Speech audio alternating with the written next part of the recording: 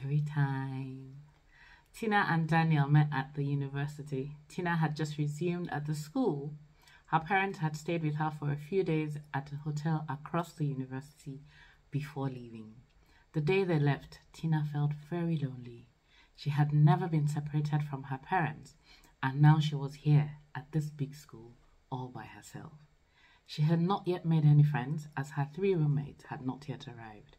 Tina sat at the park, holding back her tears. She had recently turned 18 and wanted to act like the adult she had recently become. It was a beautiful school.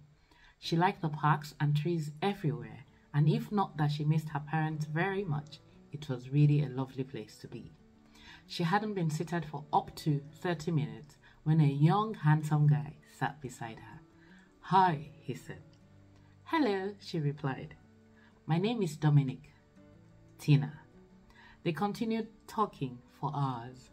Dominic was in his 2nd year studying agriculture.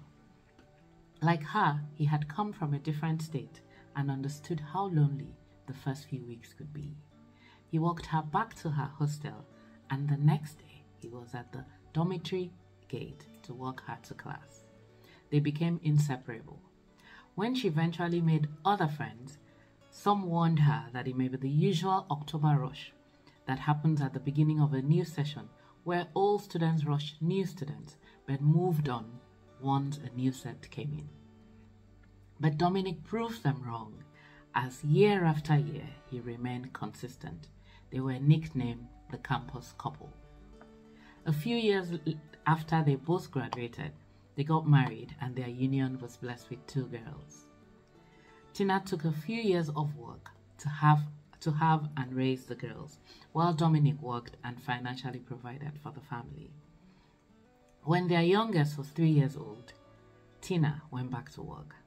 She had to start from the bottom of the ranks, but she didn't mind. The time she spent with the girls and Dominic was worth it. They were a very happy family. Until one fateful day. Dominic had returned from work. Tina worked nearby, so she usually got back first. The girls jumped on him as they usually did. He played with them, then went in to shower to come down for dinner. They sat down to a lovely meal. Dominic himself had ordered from his cousin, who cooked meals in bulk. Then Dominic decided to go for a run. Tina had no idea that this would be the end of their lives as they knew it. It was not unusual for Dominic to take runs in the evenings. He was very particular about living a healthy life, so he exercised as often as he could, and he ate very healthy. Tina reminded him to take his keys, as she planned to retire early. Even though she had asked him to take his keys, she had planned to wait up for him, but she fell asleep once she hit the bed. She woke up at about midnight, reaching for him on the side of the bed, but only met emptiness. Panicking, she called his phone. It didn't ring. She called all his close friends and their relatives, but no one had seen him. By morning, family members had gathered in the house. The police said they couldn't declare him missing till it was 48 hours. One of them even suggested that he might have willingly left. She was livid. But as days passed and there was no sign of Dominic, this became a sentiment other people shared. No matter how she explained that Dominic could never leave them, some people insisted it was a possibility. Others told her stories of men who had said they were going to buy bread and were found years later with a completely new family. Tina knew her Dominic could never, but she was tired of explaining. The days passed in a blur. Days turned to weeks and weeks to months, and eventually Tina marked a year of Dominic's disappearance. She was shattered. Things became difficult. She struggled to keep it together for her girls, but it was very hard on her financially and emotionally. If only she could get closer, she told her mom. Was he kidnapped and they ended up killing him? Was he hit by a hit-and-run driver and his body thrown into the sea?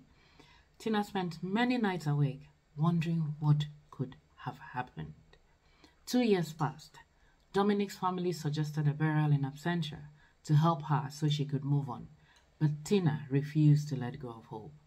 His mother decided that she was still young and could remarry, but Tina was uninterested. she asked them to give him more time. Things became even more difficult financially, but rather than remarry, Tina changed her children's school, moved to a smaller apartment, and continued to manage their lives. One day, she fell ill.